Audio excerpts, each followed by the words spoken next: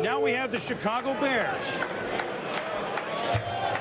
With the 8th choice in the 2001 draft, the Chicago Bears select David Terrell, wide receiver, Michigan.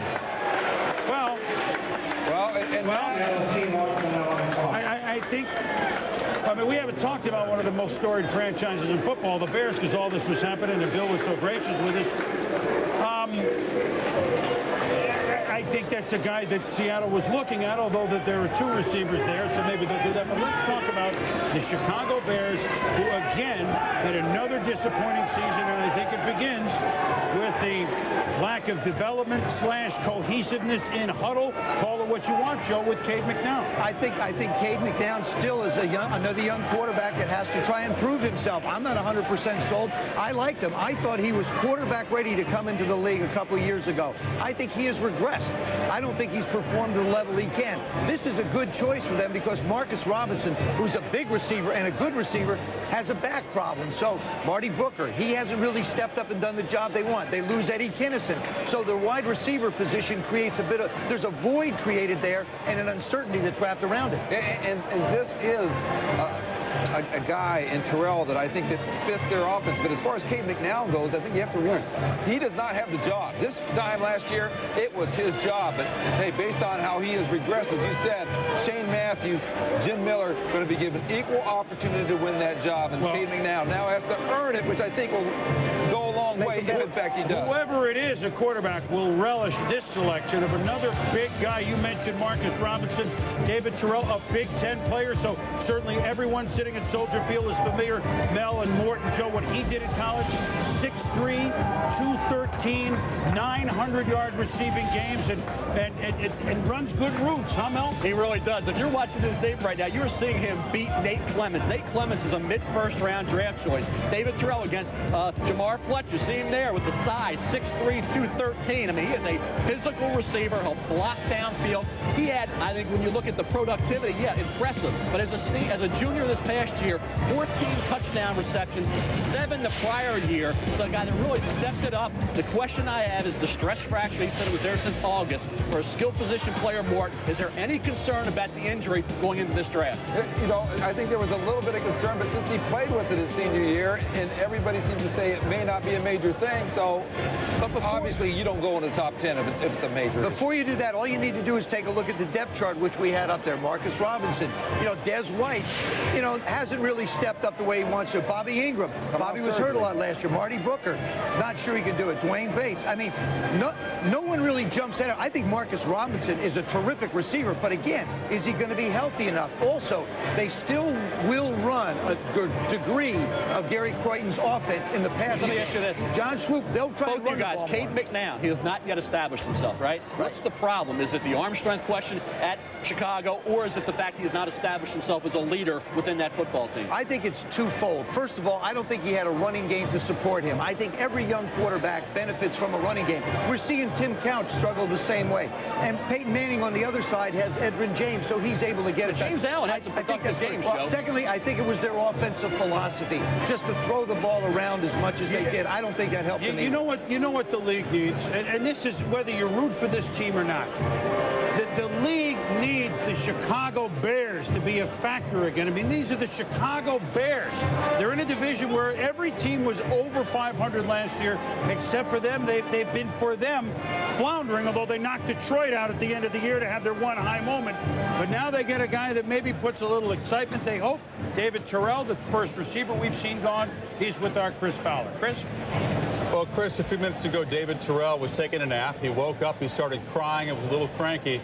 Talk about David Terrell Jr., your little 2-year-old son, who was awakened about 25 minutes ago, anticipating this pick. You had to sweat for a little bit, but I know you're elated to be a Bear. Oh, yeah. I'm very excited. I'm just going to this situation, going to Chicago. Got a lot of friends in Chicago, a lot of family. My uncle, Jamal Crawford, is there. You know, a lot of my friends are there. So I'm going to go into it, and the Bears want me. They took me, and now it's time to rock and roll. I'm showing what I'm all about.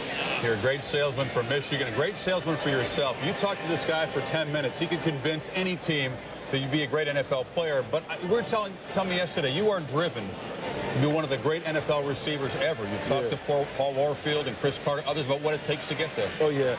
I just want to prepare myself for what I'm about to embark on in the NFL. And by that, you know, I need to go out there and affiliate myself with the right type of people. You know, I did that going to Michigan and throughout my high school career, and now with going and working out with Paul Warfield and those sorts of guys, I think that's the best thing for me.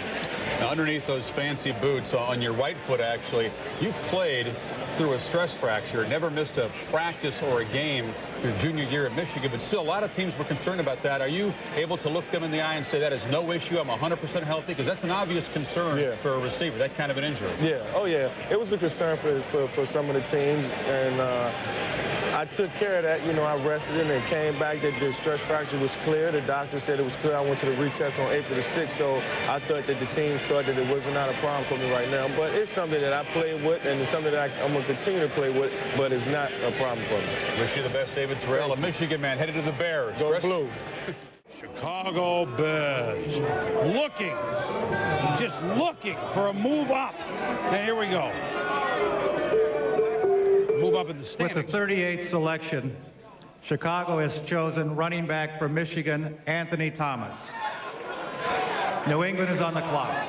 Well, a Big Ten guy going to play again at Soldier Field for the Chicago Bears. You have two Michigan men going into Chicago to play, and, well, running backs drafted. Of course, we love Mr. Irrelevant, Jim Finn, from Pennsylvania. But, I mean, these are really what you want to consider at this point. Jerry Azuma was a converted DB who we liked a lot from the Wildcats of New Hampshire. But Enos didn't really work it. Rashaan Salam playing in the XFL.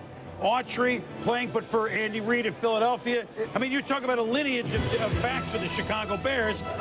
Names: Grange, Nagurski, Sayers, Payton.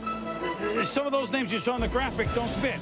Does Anthony Thomas have a chance to be a hit in Chicago? Well, we had talked about Chicago in the first round. If LaDainian Tomlins had slid through and the trade wouldn't have been made with Atlanta and San Diego, then maybe they would have gone Tomlinson. He didn't get that far. You know, you look at San Diego bringing him into the fold. You look at Anthony Thomas, different style of runner. I think you're looking at a big back at 6'1.5", about 230 pounds. He was considering leaving Michigan after his junior year. I thought it was a smart move to go back. He went from being a 5th-round pick to being an early 2nd-round pick. His average per carry jumped from 4.3 yards to 5.4 yards. He was more decisive, showed better balance, and more having 3 great offensive linemen and a 4th, David Brandt, to help you really run downhill and not get touched until you're about 8 yards into the secondary, really, I think, assisted Anthony Thomas. Well, that's what I was going to say. If only the Bears had the Michigan offensive line, then maybe we would know that Anthony Thomas would become a... Well, here's another Michigan. What the heck were they doing? They didn't stop anybody. These are offensive players. My God. I mean, there's going to be 6 guys that go in there. Well, not Henson, but 5 guys that go in there. And one of the guys who assisted Anthony Thomas, Maurice Williams, still on the board. But I think that's where you have to look at, Vinny.